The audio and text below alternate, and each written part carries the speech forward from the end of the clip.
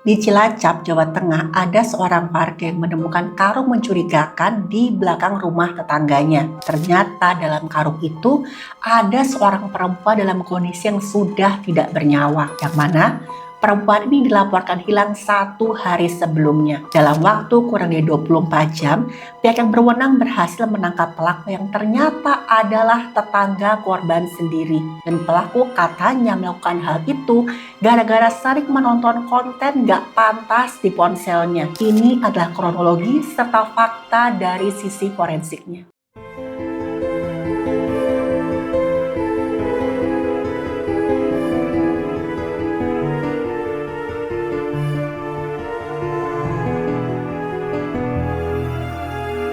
Halo, saya Dr. Stefani. Saya seorang dokter spesialis forensik dan mediko-legal, dan saya belajar dari yang mati. Jumat pagi 30 Januari 2026 di Gunung Simping, Cilacap. Ada seorang warga, dia baru aja keluar ke halaman belakang rumahnya. Dia curiga nih, di halaman belakang rumah tangganya ada sebuah karung yang kelihatan mencurigakan.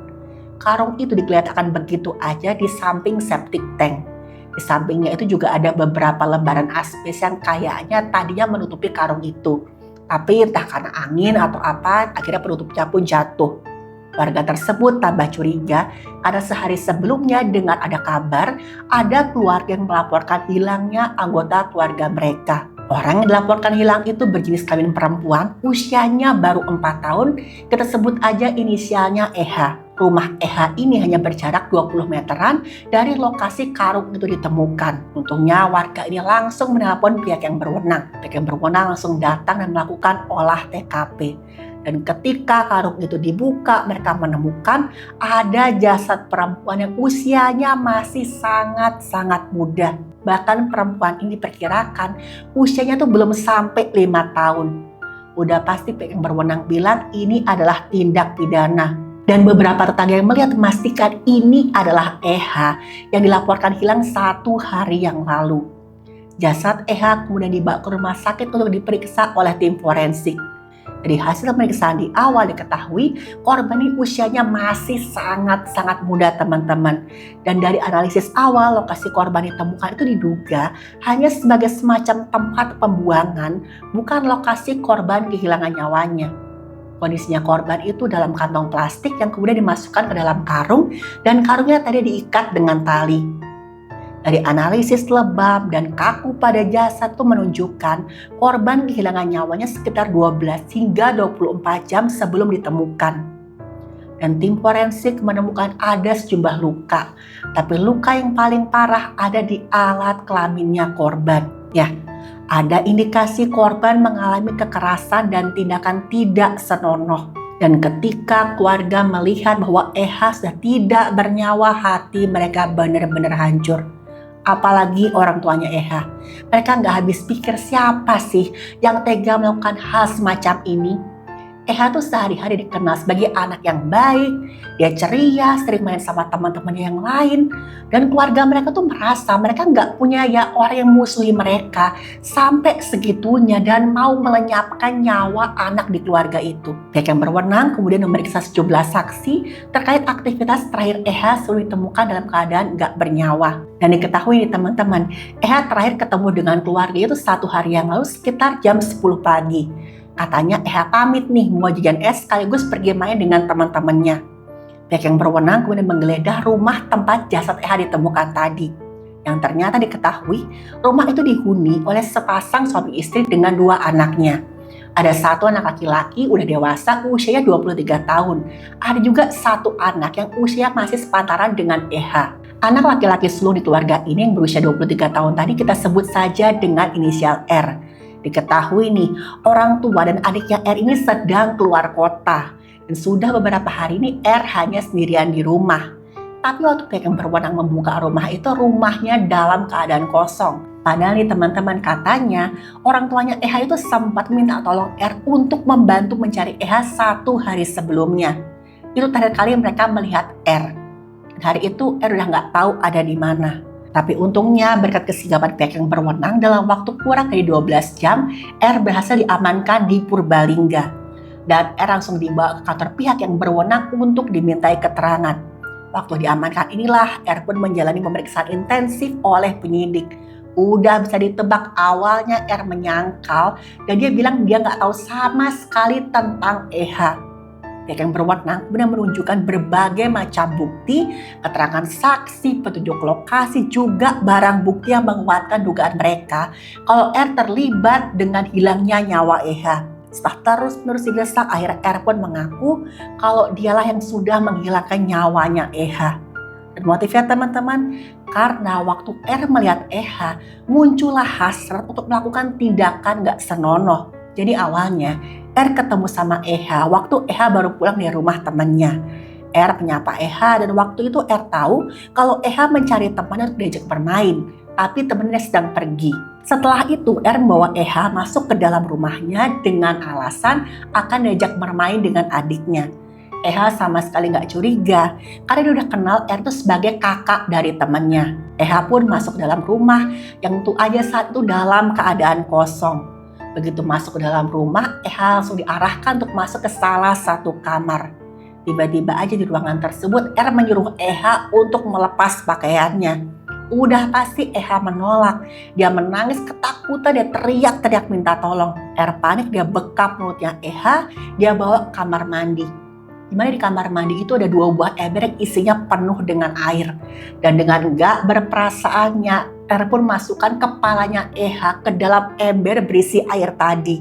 Sampai akhirnya tubuhnya EH lemas dan EH pun gak bernapas. Tapi ketika melihat EH sudah gak bernapas lagi teman-teman, R bukannya merasa kasihan, bukannya mencari pertolongan, R malah melakukan tindakan gak senonoh pada jasadnya EH. Setelah puas melampiaskan hasrat gak normalnya tadi yang sangat-sangat keji, R pun melanjutkan langkah berikutnya, yaitu menghilangkan jejak kejahatannya. R mengambil sebuah kantong plastik hitam, dia gunakan untuk membungkus jasadnya EH. Kantong itu dia taruh dalam sebuah karung, dia ikat dan dia taruh di halaman belakang rumahnya. R pura-pura gak tahu keberadaan EH. Waktu orang tua EH mulai panik mencari-cari anaknya, bahkan R ikut pura-pura mencari EH.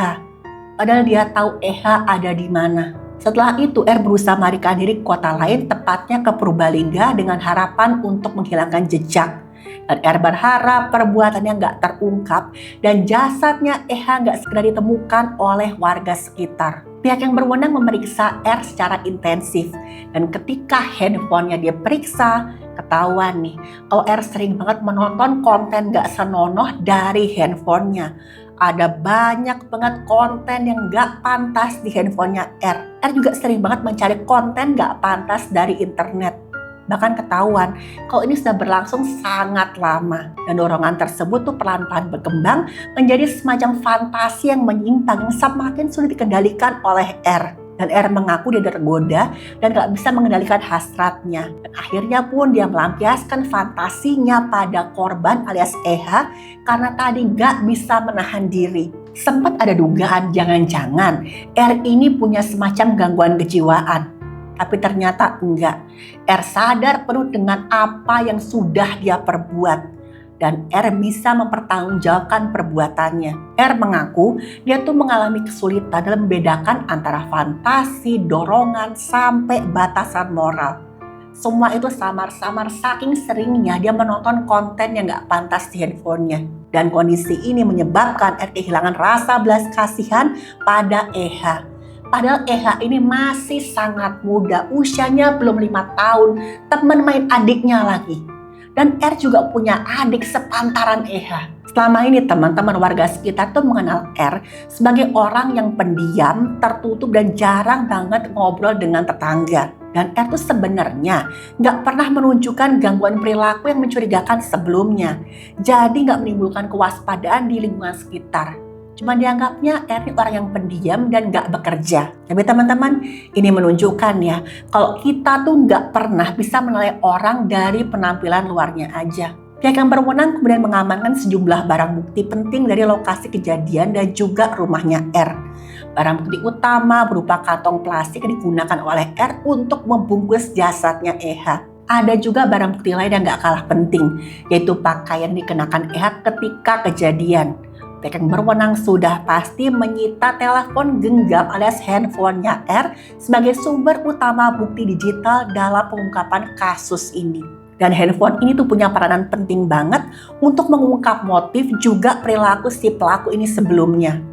Bukti digital dari ponsel menguatkan motif kejahatan yang didorong oleh kecanduan konten gak senonoh dan juga dorongan dari hasrat yang menyimpang.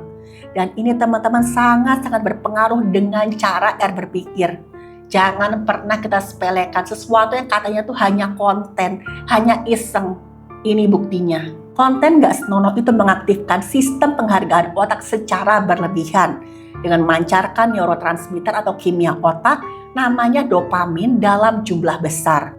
Ini menciptakan rasa senang sementara, tapi nih paparan yang terus-menerus buat otak kita lama-lama gak sensitif lagi dengan dopamin.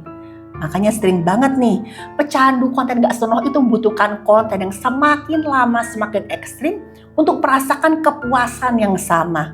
Efek lainnya, bagian otak yang mengendalikan keputusan, kendali dorongan, perencanaan akan mengalami penurunan fungsi dan juga volume.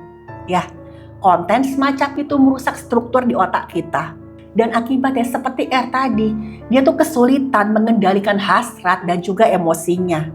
Terjadi juga nih, kerusakan pada lobus frontalis alias bagian depan otak, menyebabkan penurunan fokus, konsentrasi, kreativitas, dan juga performa akademik sampai performa dalam kerja. Ada yang mengaitkan nih, tadi tuh R dikatakan usianya sudah 23 tahun tapi dia masih belum bekerja dan tinggal di rumah orang tuanya.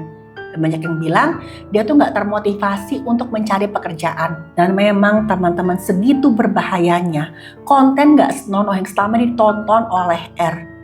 Dan sedihnya, kejadian ini di mana seseorang kehilangan nyawa gara-gara pelaku itu melakukan tindakan tidak senonoh pada korban dan didorong dengan konten gak senonoh. Itu bukan kejadian yang pertama kali terjadi.